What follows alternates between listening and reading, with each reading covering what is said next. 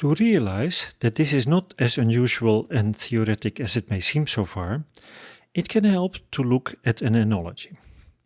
And that is the airport analogy. We will not look at the workflow and the logistical part of the process, we will ignore that. But we will look at identity and possible authorization part. But apart from the tokens that are used, there is also a huge national difference and differences per airport, maybe comparable to failing international standardization efforts. As if that's not enough, everything seems to change every couple of months. The old way of doing things was to buy a ticket, actually in paper form in the old days, at a travel agent or ticket office of an airline. Their responsibility was mainly providing information, scheduling and receiving payments. If all of that was okay, then you received your paper tickets. They contained pages and pages of legal small print, but also useful information like your name, flight number and a time schedule. With that ticket and a photo ID, typically a passport or other ID, you could go to the check-in counter. The photo ID compares nicely with a security token. It has a picture, it has your name, it has a validity date, an issuing instant, maybe your signature, etc. And then there are usually some physical protections to make it hard and expensive to produce false IDs. Many of these identifying attributes, claims like name, validity, etc., have been copied to the digital identity. And the digital identity is typically digitally signed by the issuer. At the check-in counter, they check whether your name is still on the list, if the photo on the photo ID matches, check-in luggages, etc. And then they do something that is comparable to what is often called a transformation in the digital identity world.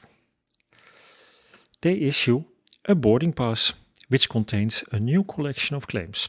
Again, your name, flight number, etc., but also the gate, your seat, your frequent flyer level, boarding priority, etc. You could compare the check-in counter with an issuer in the identity world.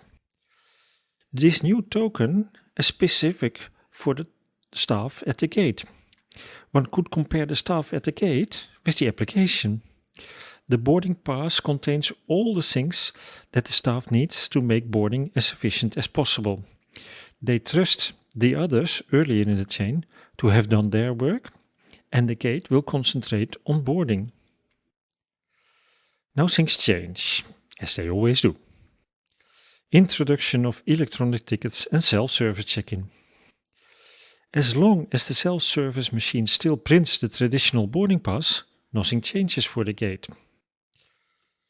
But now some optical barcode, magnetic strip or near-field gadget is added. Typically these changes take time, so the gate may have to deal with different tokens at the same time. Also common in the pure digital world. Some applications and issuers are older than others. It takes time to update all of them. So the architecture must be able to deal with the conversion process and the different transformations. Next incremental change. It's not only sales on the internet, but also check-in on the internet. Saves even more staff, and if the boarding pass is printed at your work or at home, it could save another staff. Suddenly, all the need for transformations is gone, but the task at the gate changes. The non-optical gadgets are dead, because printing them at home is hard. And now they should probably check the photo ID, and all staff has to be trained accordingly. Oh well, you win a couple, you lose a couple. This was meant to show that transformations can be important to put the work in the proper place. Within one airline, this may work, but imagine across multiple airlines and over different airports. So later on in this course, there is a whole module about transformations. And they are really powerful and flexible in ADFS, but WebIF can do it too. And in the end of that module, we will tell you that systems without transformation are sometimes simple, just like we concluded this slide.